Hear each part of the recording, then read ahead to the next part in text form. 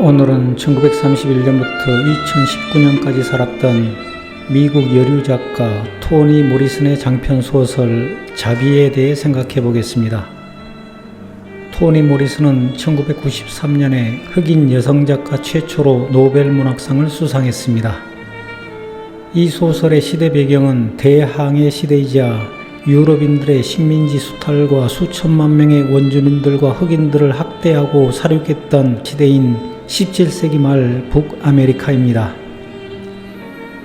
고아로 자란 제이컵은 영국에서 건너온 가난한 레베카를 아내로 맞는데 당시의 무자비하고 광신적인 유럽 개척민들과 달리 이들은 선량한 백인 부부입니다.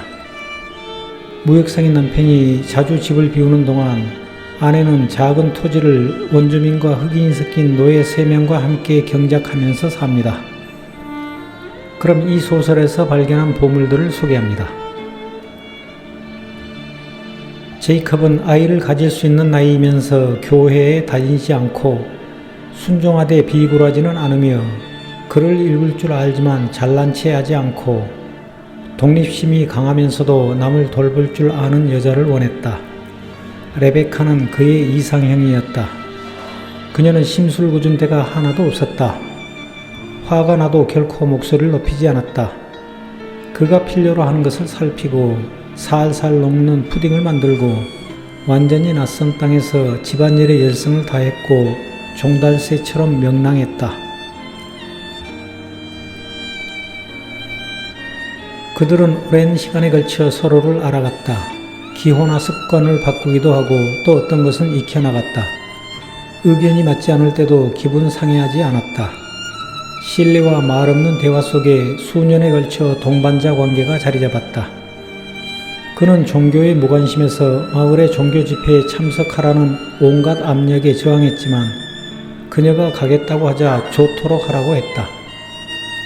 레베카가 처음 몇 번 방문해보고 더는 가지 않기로 하자 그는 눈에 보이기에 만족해했다. 그들은 서로를 전부로 알고 기대었다. 그들만으로 충분했으므로 다른 누구도 필요치 않았다. 아니면 그렇다고 믿었다. 노예 플로렌스의 어머니는 아프리카에서 끌려온 흑인입니다. 유럽에서 온 침략자들이 흑인들을 어떻게 길들였는지 그녀가 딸 플로렌스에게 말합니다. 너의 아버지가 누구인지는 나도 모른단다. 너무 어두워서 그들의 얼굴을 하나도 알아볼 수 없었거든. 그들이 밤에 와서 베스를 포함해 우리 셋을 저장 창고로 끌고 왔어. 남자들의 그림자가 통 위에 앉아있다 일어섰어. 그들은 우리를 길들이라는 명령을 받았다고 말했어.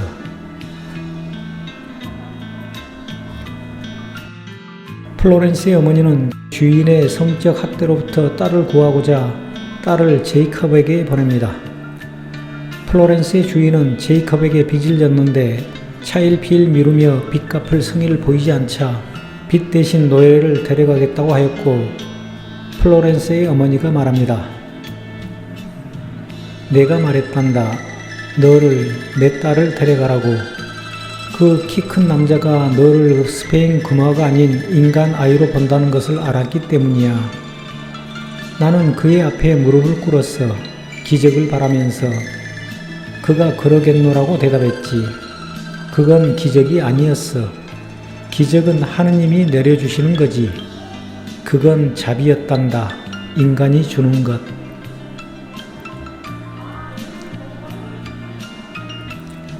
질서를 옹호한다는 명목으로 혼돈을 정당화하는 복잡하기 짝이 없는 새 법들이 무수히 생겨났다. 그 법은 흑인 노예를 자유로이 풀어주지 못하게 하고 백인에겐 이유 불문하고 어떤 흑인이든 죽일 수 있는 자격을 부여함으로써 모든 백인을 나머지 인종으로부터 영원히 분리해 보호했다. 유럽인은 아무렇지도 않게 어머니를 베어 죽이고 큰 사슴의 울음소리보다 더 큰 소리를 내는 머스킷 총을 노인의 얼굴에 쏠 수도 있었지만 비유럽인이 유럽인의 눈을 똑바로 쳐다보면 불같이 화를 냈다. 그들은 원주민 처녀의 팔에서 구슬 팔찌를 벗겨내고 머리카락을 가위로 바짝 잘라버렸다. 그녀에게 일요일 예배에 같이 가도 좋다고 허락하지는 않았지만 아침 식사, 오전, 저녁 전에 매일 올리는 기도에는 끼워주었다. 그러나 그녀가 굴복하고 빌고 애원하거나 무릎을 꿇고 신에게 참의를 바쳐도 소용없었다. 결국 장로 교도들은 작별 인사조차 없이 그녀를 버렸다. 그들은 딱 천생연분으로 보였다. 허영심 강하고 방탕하고 남편과 아내가 상대방이 다른 쪽을 볼 때 서로를 훔쳐보기만 하고 마주보지는 않는다는 것을 알아차렸다. 그들은 미소가 아니라 비웃음을 지었다. 깔깔 웃지 않고 킬킬거렸다. 그는 그들이 하인에게는 못되게 굴고 가톨릭 신부에게는 아부할 거라고 짐작했다. 천박한 신자는 천박한 신을 더 좋아한다. 겁 많은 신자는 미쳐 날뛰는 복수의 신을 좋아한다. 모자라는 하녀를 야단치는 즐거움이 집안일을 잘 끝냈을 때의 만족감보다 더 컸기 때문에 나무꾼의 아내는 제대로 청소하지 않은 구석, 잘 피워지지 않은 불, 덜 닦은 냄비, 잡초를 듬성듬성 뽑은 정원과 털을 깨끗이 뽑지 않은 새를 볼 때마다 기꺼이 화를 냈다.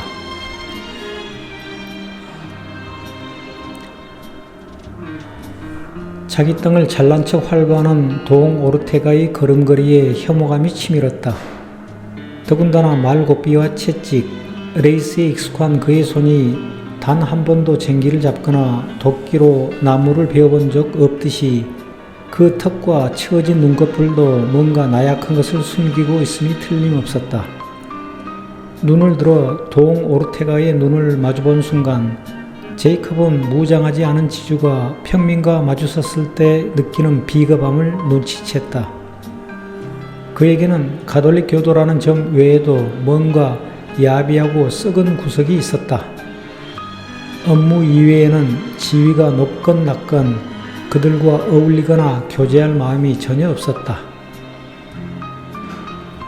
나는 이 문장에 공감합니다.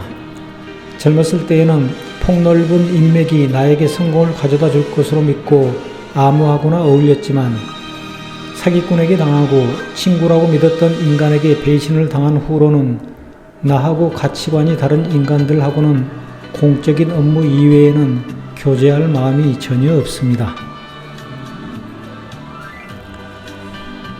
날 것 그대로의 생생함과 유혹을 품은 깜짝 놀랄 만큼 새로운 세계의 공기를 들이마실 때면 언제나 활력을 얻었다. 그를 매혹시킨 것은 고난이자 모험이었다. 그의 평생이 고난과 모험에 맞서고 위험을 겪고 극복하는 일의 연속이었다. 이제 여기에 그가 온 것이다. 궁상맞은 고아가 지주가 되어 아무것도 아닌 곳을 새로운 곳으로 만들고 야생의 삶에서 온화한 삶을 일구기 위해 그는 자신이 가는 길에 무엇이 놓여 있을지 누가 어떤 의도로 접근해 올지 전혀 모른다는 사실을 즐겼다. 바다 건너 더 먼 곳에서 더 빨리 더 풍성하게 부의 약속을 이룰 수 있다는 사실을 알게 되었다. 엄청난 부를 신속하게 모으는 데는 소떼보다 노예를 취급하는 편이 더 유리했다. 5명이 술컵을 들고 벌컥벌컥 급하게 들이켰다. 다운스도 마셨으나 첫 모금을 바닥에 뱉었다. 그리고 일행에게 그 행동은 신께 먼저 한 모금 바치는 것이기도 하고 독으로부터 몸을 지키는 것이기도 하다고 말했다. 도시에 남아 귀족들과 창녀들이 침을 뱉어대는 그 악취 진동하는 거리에서 인파를 헤치고 다니며 굽실거리고 굽실거려야 했다면 그녀의 삶이 어땠을지 생각만 해도 여전히 몸서리가 쳐졌다.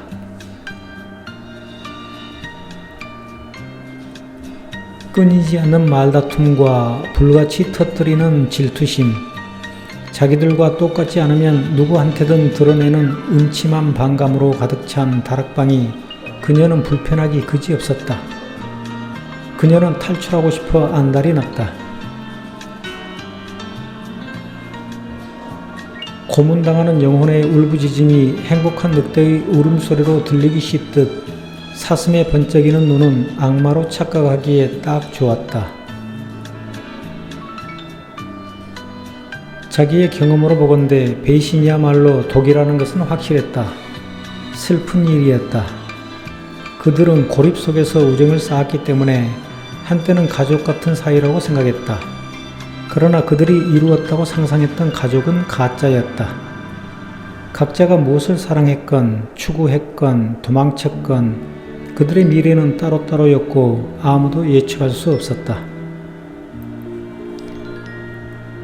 플로렌스는 어머니의 뜻을 알지 못한 채 버림받았다는 생각을 하고 나중에 흑인 대장장이와 사랑을 나누었으나 그는 플로렌스를 버립니다.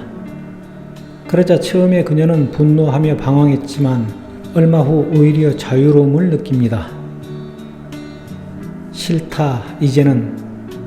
왜요? 왜? 너는 노예니까. 무슨 뜻이에요?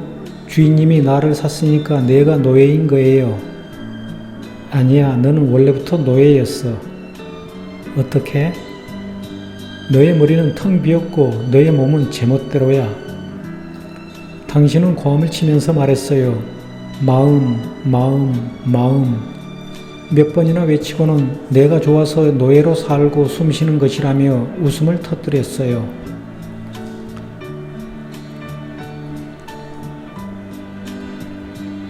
이제 플로렌스가 제길을 갔다는 사실을 안 리나는 하늘이, 산들바람이 무엇을 품고 있는지 알아내려 애썼다. 그녀는 침착하자고 마음먹었다. 가만히 있어도 봄은 알아서 만물이 자라는 계절로 바뀌어 갈 것이다. 나는 자유로운 것이, 그리고 자유롭지 않다는 것이 어떤 느낌인지, 무엇을 의미하는지는 몰라요. 하지만 한 가지는 기억해요.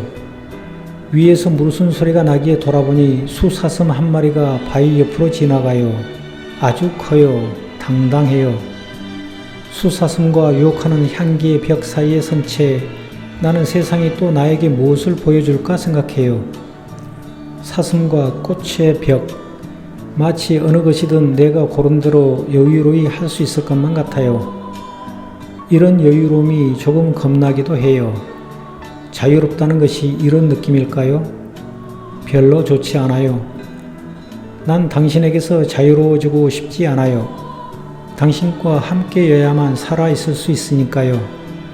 내가 선택을 하고 안녕 인사를 하자 수사슴이 뛰어가 버려요. 나는 황무지가 되었지만 또한 플로렌스예요. 온전히.